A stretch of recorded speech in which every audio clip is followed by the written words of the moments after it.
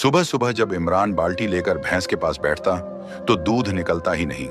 भैंस बेचैन नजर आती। बछड़ा मां के थनों से दूध पीने को मचलता, पर थनों में एक बूंद तक नहीं रहती। इमरान की बीवी परेशान होकर कहती, यह क्या आफत आ गई, न दूध हमारे हिस्से में आता है न बछड़े के। हर रोज भैंस और कमजोर होती जा रही है। इमरान सोच में पड़ गया। रात दिन माथा पच्ची करता। कभी लगता कोई चोर दूध चुरा ले जाता होगा, कभी सोचता शायद भैंस बीमार हो गई। उसने कई रातें जागकर पहरा दिया, पर हर बार सब कुछ सामान्य दिखा।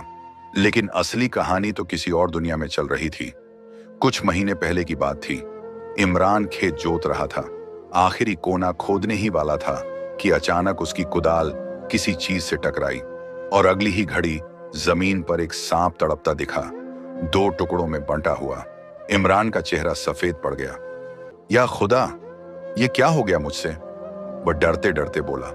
उसने सांप को उठाया, खेत के बाहर झाड़ियों में फेंक दिया और फिर काम में लग गया। लेकिन इमरान नहीं जानता था, वह कोई आम सांप नहीं था। वह एक नाग था और उसी बिल में उसकी संगिनी नागिन भी रहती थी। उस वक्त वह शिकार की तलाश में बाहर गई हुई थी। जब नागिन लौटी, उसने अपने नाग को मरा हुआ देखा। उसका दिल चीख उठा। वह उसके पास लिपट गई, फुफकारते हुए रो पड़ी। किसने किया यह? उसने अपने नाग की आंखों में झांका और वहां उसे एक चेहरा दिखा, इमरान का चेहरा। मैं इसे चैन से नहीं रहने दूंगी, नागिन ने फुफकारते हुए कसम खाई। इमरान उस दिन घर लौटा तो उसकी पत्नी ने पूछा, आज बहुत थके लग रहे हो।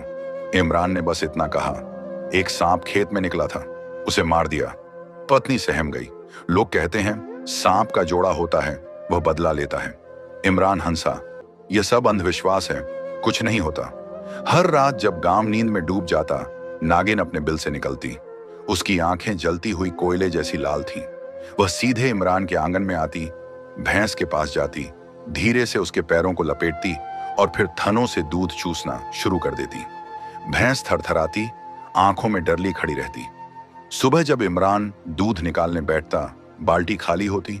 गांव वाले बातें बनाने लगे, इमरान दूध छुपा रहा है, शायद शहर में बेच देता है ज्यादा दाम पर।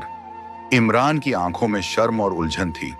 उसे समझ नहीं आता आखिर यह दूध कहां जा रहा है। एक रात उसने तय किया कि अब वह सच्चाई जानकर रहेगा। वह भैंस के पास बैठा, आंखें खोले पहरा देता रहा। कुछ देर में थक कर आंख लग गई। तभी अंधेरे से एक परछाई सरकी। वह थी नागिन। उसकी आंखें अंगारे जैसी लाल थीं। झड़ से टपकता हुआ फन हवा में उठा। वह धीरे धीरे इमरान के पास पहुंची, वार करने को तैयार। बस उसी पल भीतर से आवाज आई, अब्बा, अम्मी। इमरान ने झट से सिर उठाया और भीतर चला गया। नागिन का वार खाली गया। जमीन पर गुस्से में फुफकारती, बल खाती हुई वह बोली, आज बच गया, लेकिन ज्यादा दिन नहीं। अगले दिन इमरान खेत जोत रहा था कि अचानक उसने पीछे किसी के सरसराने की आवाज सुनी।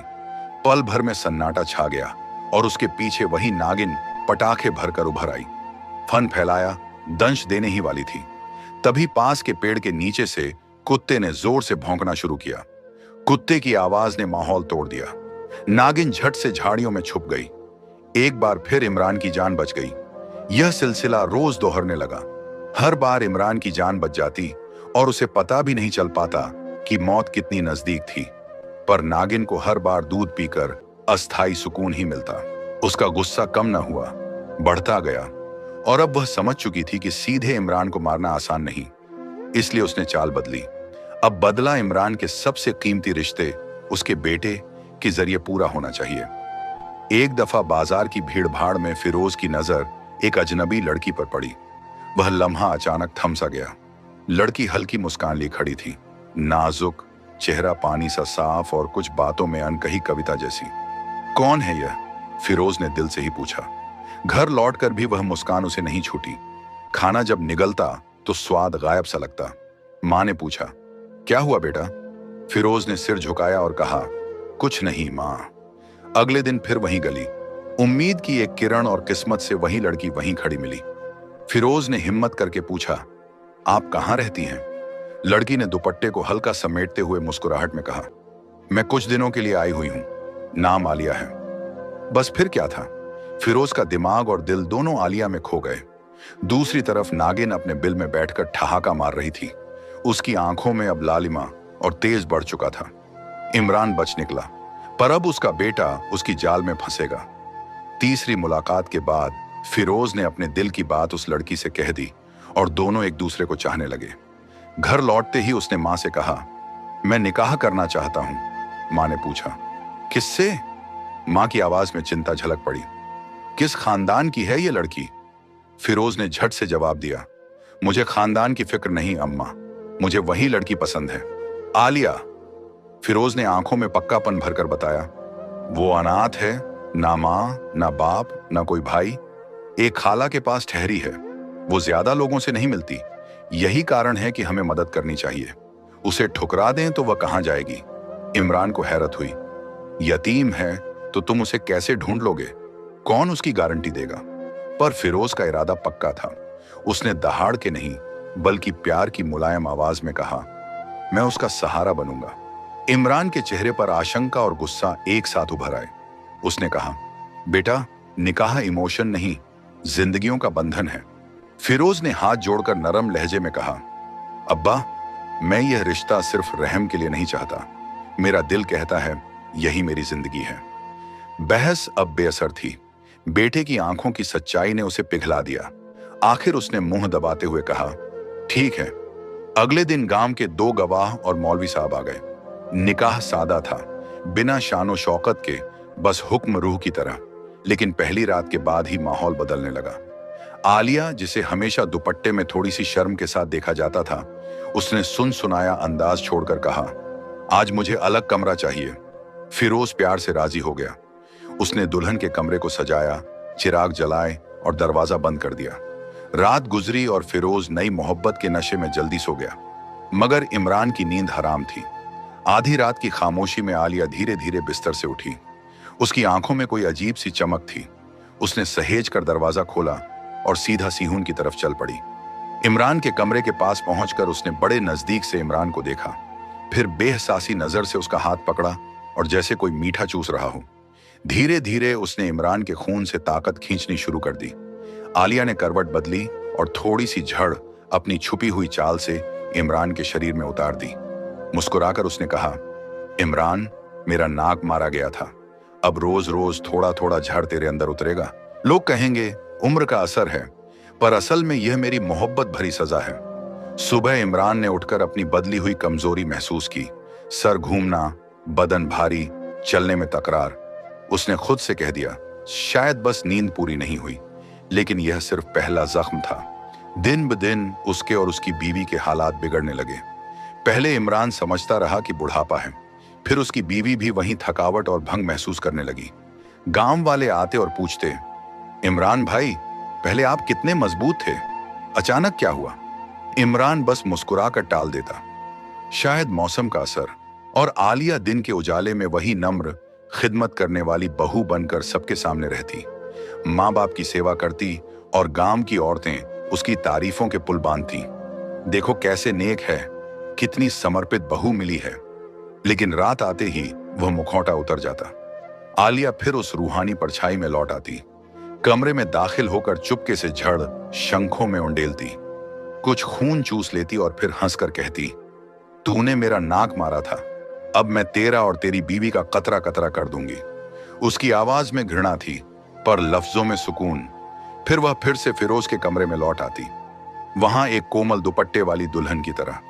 इमरान और उसकी बीवी की तबीयत दिन ब दिन उतरती चली गई। पहले वे थोड़ा सा थकते, फिर बिस्तर पर ज्यादा समय बिताने लगे। परिवार में कोई वजह समझ नहीं पा रहा था। तब से जैसे घर पर एक अनजाना बदबू सा फैल गया हो। पहली भैंस का दूध अचानक खत्म हो गया, फिर एक एक करके जानवर बीमार पड़ने लगे। कभी बकरी मरी मिली, कभी बछड़ा जमीन पर गिरा पड़ा। कुछ भैंस गंभीर रूप से जख्मी पाई गई। आंगन में जानवरों की लाशों का सिलसिला बढ़ने लगा। लोग मुंह में छुप छुप कर बातें करने लगे। पहले यह परिवार खुशहाल था, अब क्या कुदरत बदल गई। धीरे धीरे दोनों माता पिता के चेहरे पर बुढ़ापे के निशान उभरने लगे। बाल सफेद, आंखों के नीचे गहरे घेरे, शरीर में निरंतर कमजोरी। गुजरते हुए पड़ोसी उन्हीं लफ्जों में चुपके चुपके टिप्पणी करते, यह घर तो बर्बाद हो गया जब से नई बहू आई है। फिरोज को यह बातें सुनकर चुभन हुई। दिल कुछ कहता था और दिमाग कुछ और मानना चाहता था, क्योंकि उसकी पत्नी आलिया दिन में बड़े प्यार से सेवा करती थी। कौन मान सकता था कि वही स्नेक किसी की तबाही का कारण हो। एक दिन फिरोज अकेले बैठा सोच में डूबा हुआ था। तब उसका दोस्त आया। उसने सीधे कहा, फिरोज भाई, मुझे बुरा मत मानो, पर लोग जो कह रहे हैं उसे अनदेखा मत करना। अगर तुमने अभी ना ध्यान दिया तो हालात और बिगड़ेंगे।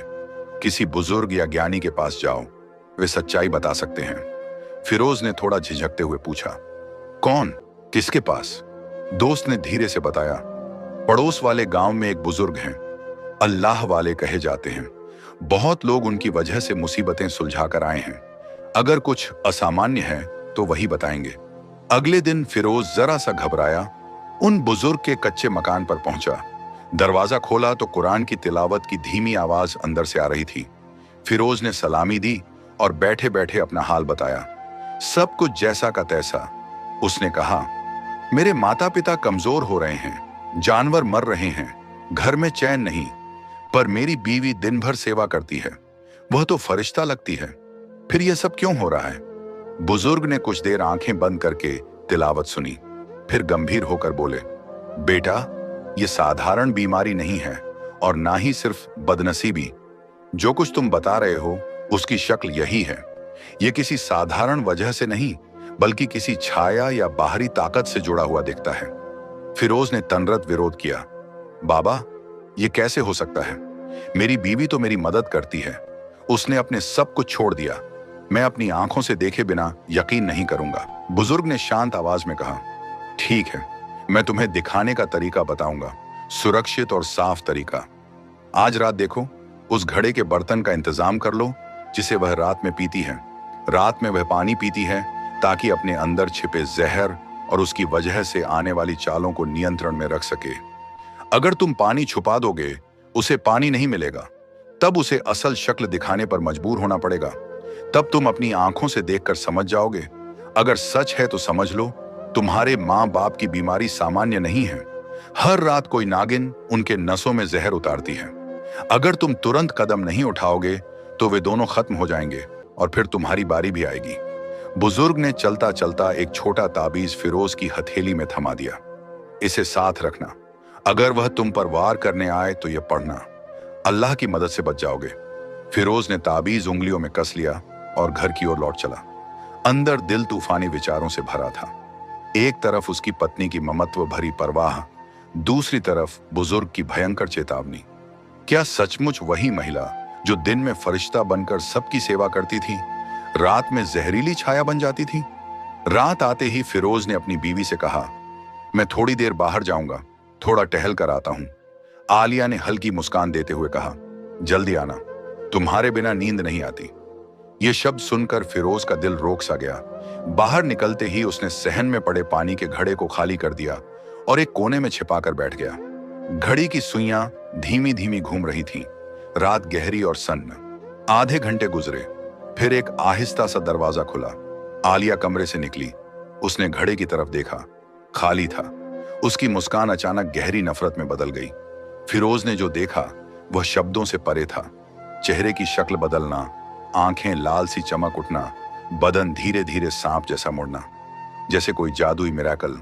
नागिन ने भू भू की तरह खाली घड़े पर फन तानी, फिर तेजी से मुड़ी और उस भैंस की ओर रुख किया जो आंगन में बंधी थी।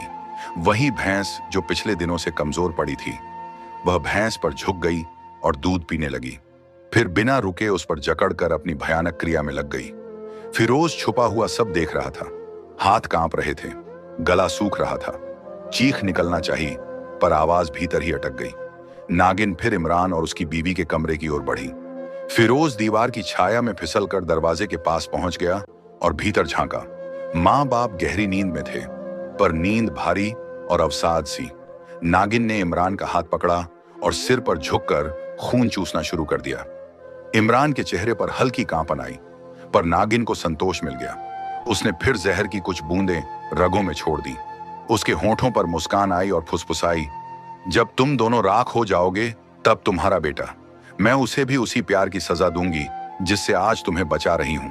यह शब्द फिरोज की रूह में चुभ गई। वह जेब में हाथ डालकर ताबीज निकाला, मुट्ठी में कस लिया और बुजुर्ग द्वारा सिखाए गए वचन धीरे धीरे लबों पर दोहराने लगा। कुछ ही लम्हों में आलिया फिर इंसानी शक्ल में लौट आई और बगैर कुछ कहे अपने कमरे में चली गई। फिरोज सारी रात वहीं बैठा रहा। सुबह के पास फज्र के समय फिरोज कमरे में गया। मां के माथे पर हाथ रखा। ठंडक नहीं पर भारीपन था। पापा की कलाई पर हाथ लगाया। नब्ज चल रही थी, पर धीरे धीरे उसने दोनों को ढंग दिया। दरवाजा बंद करके चुपके से घर से निकला। कदम तेज, सांस तेज और आंखें आंसू से भरी हुई थीं। वह बुजुर्ग के पास गया और फूट फूट कर सारी रात की बात सुना दी। भैंस का गायब दूध, नागिन का रूप और वह कड़क वादा जो उसने सुना था। तुम्हारे माँ बाप खत्म कर दूंगी, फिर तुम्हारी बारी आएगी। फिरोज हिचकते हुए बोला, क्योंकि मैंने डर के कारण छिप कर देखा। अगर मैं चिल्लाता तो वह मुझे भी काट लेती। अब जो कहोगे वही करूंगा, बस उन्हें बचा लो। उसकी आवाज में भीख और आत्मीयता दोनों झलक रहे थे। बुजुर्ग ने आंखों में गंभीरता भरकर कहा, आज रात फैसला होगा। अगर तुम हिम्मत कर लो तो कल मैं तुम्हारे घर चलूंगा और जहां से यह कहानी शुरू हुई थी वहीं इस बात का अंत कर देंगे। उन्होंने फिरोज के हाथ में एक ताबीज थमाया। कुछ काले मिट्टी के थैले और थोड़ी सी नमक भी दी। लोहे की अंगूठी उंगली में फंसी। ताबीज गले में डाला। फिरोज ने गहरी सांस लेकर घर की तरफ भागा। हर कदम पर एक ही दुआ, ए अल्लाह, मेरे माँ बाप को बचा लेना। जब वह दरवाजे पर पहुंचा तो आंखों पर विश्वास ही उठ गया। कमरे में मां बेसुध जमीन पर पड़ी थी और उसकी गर्दन पर कुछ सर्प सा लपटा हुआ था, चमकदार, ठंडा और जानलेवा। फैजान की चीख ने मिट्टी की दीवारों को हिला दिया। अम्मा दौड़ी और लोहे का सील उस तरफ फेंका, पर नागिन और ज्यादा कसकर लिपट गई। इमरान कोने में बैठकर हकलाते हुए बोला, मैं तेरे नाक को मारा था। अगर बदला चाहिए तो मुझे मार, मेरी बीवी को छोड़ दे। नागिन ने फन उड़ाया और फूंकारते हुए कहा, तुमने मेरे जोड़े को मारा, अब मैं तेरे जोड़े को खत्म करूंगी। फिरोज ने ताबीज मुट्ठी में कस लिया और बुजुर्ग के बताए हुए लफ्ज दर दर जुबान पर लाना शुरू किया। हर शब्द के साथ नागिन चिल्लाती और हर ताल के साथ झर और गुस्सा दोनों बढ़ते गए। फिरोज ने बढ़कर करहाते हुए कहा, अगर तुमने कभी मुझसे प्यार किया होता तो मेरी मां को छोड़ देती, वह बेगुनाह है। नागिन ने एक शीतल कठोर मुस्कान के साथ कहा, नहीं, जब तक तुम्हारी नस्ल मेरा कर्ज चुकाएगी नहीं, मैं नहीं रुकूंगी। पहले तेरी मां, फिर तेरे बाप और आखिर में तुम्हारी बारी। फिरोज भागा। सारा मोहल्ला उसके पीछे था, पर कोई कदम आगे बढ़ाने को तैयार नहीं था। उसने बुजुर्ग के घर पर गिरकर कहा, बाबा जी, मैंने तमाम तरीके आजमाए, पर वह मुझ पर भारी पड़ रही है। मेरी मां की जान खतरे में है, मुझे बचाइए। बुजुर्ग की आवाज ठंडी और पक्की थी। तुम्हारे पास अब दो रास्ते हैं, या तो उसे जड़ से खत्म कर दो, या वह तुम्हारे घर पर पीढ़ी दर पीढ़ी रोमाल सा खून फैलाती रहेगी। उनकी हथेली में वही मिट्टी थी, उसी खेत की काली मिट्टी जहां कभी वह नाग मरा गया था। यह मिट्टी उसकी जड़ों की पहचान है। जब यह उसकी नागिन को छुएगी तो उसका जहर राख बन जाएगा। फिरोज ने मिट्टी की थैली, नमक और दिया उठाकर फिर दौड़ भरी। ये 12 बज चुके थे। आसमान घोर काले बादलों से भरा था। हवा में एक तरह की रुकावट थी, जैसे किसी ने सांस थाम ली हो। दरवाजा खुलते ही फिरोज के कदम ठहर गए। घर अंदर से बिखरा हुआ था। रोशनी की जगह कुछ भारी सन्नाटा फैला था। फर्श पर मां का शरीर पड़ा था और एक कोने में करीम बेहोशी की हालत में बैठा था। कमरे के बीचों बीच वहीं चुड़ैला खड़ी थी, पूरा फन फैला हुआ, चेहरा लाल सा चमक रहा था, जैसे किसी पुरानी आग की अलाव फिर जाग उठी हो। फिरोज के हाथ कांप रहे थे, पेट में आग और आंखों में आंसू थे, पर आवाज में लड़ने की जिद साफ थी। तूने सब छीन लिया मेरा, पर आज मैं खत्म कर दूंगा यह सिलसिला। उसने बैग से बुजुर्ग की दी हुई मिट्टी की थैली निकाली, ताबीज को छाती के पास कस लिया और धीमी पक्की आवाज में आयतें पढ़नी शुरू कर दी। बिस्मिल्लाहिर्रहमानिर्रहीम। उसकी आवाज डर और इरादे के बीच लड़ी हुई थी। नागिन ने चीख के साथ हमला किया, एक लपेटा जैसे कोई सांप फटकता हो। लेकिन उसी पल फिरोज ने मिट्टी की मुट्ठी उसकी ओर फेंकी। मिट्टी उसके चेहरे और फन पर पड़ी और जैसे ही धरती की वह मिट्टी सांसें मिली, आग सी झोर उठी। नागिन की चीखें आसमान में फैलने लगीं। उसका रूप सुलगने लगा, पहले हाथ फिर बदन। दर्द की आवाजों में उसने कहा, यही वही मिट्टी है जहां मेरा साथी मरा था। फिरोज ने चिल्लाकर कहा, हाँ, और आज तुम उसी जमीन में समा जाओगी। नागिन कराह कर सर्प के रूप में जमीन पर लौटी। झर की बदबू हवा में फैल गई और वह कमरे से बाहर रेंग कर खेत की ओर भाग निकली। ठीक वहीं जहां सालों पहले सब कुछ शुरू हुआ था। फिरोज उसके पीछे दौड़ा, सांस तेज और कदम थके हुए। खेत पहुंचे तो बुजुर्ग वहीं खड़े मिले, शांत पर दृढ़। उन्होंने इशारा किया, अब वक्त आ गया है, दफना दो उसे उसी मिट्टी में जहां से उसकी छोड़ने की शुरुआत हुई थी। नागिन आखिरी दर्द में बोली, तुम इंसान मेरी पीड़ा नहीं समझते, मेरे प्यार को तोड़ दिया गया। फिरोज की आंखों में आंसू थे, पर उसने कटोरी उठाई। वह समझता था कि बदला कोई संतोष नहीं है। उसने कुदाल उठाई और उसी सूखी मिट्टी में गड़ा दिया। इस बार नागिन 2 टुकड़ों में टूटकर चुप हो गई। बिजली चमकी, फिर अजीब सा ठंडा सन्नाटा छा गया। बुजुर्ग ने सिर हिलाकर कहा, अब यह चक्र टूट गया, तुम्हारे वंश से उसकी परछाई मिट जाएगी। फिरोज धरती पर बैठकर बुरी तरह रो पड़ा। मां की मौत, बाप की हालत और उस प्रेम का कुंठित अंत सब एक साथ उसके ऊपर टूट रहे थे। कुछ दिनों बाद इमरान भी चल बसा, पर आखिरी समय में उसके चेहरे पर कुछ सुकून था। फिरोज ने घर छोड़ दिया। हर सुबह वह उसी खेत में आता, कुरान पढ़ता, दुआ करता। दोस्तों, यह कहानी कैसी लगी हमें कमेंट करके जरूर बताएं। वीडियो को लाइक और चैनल को सब्सक्राइब करना ना भूलें।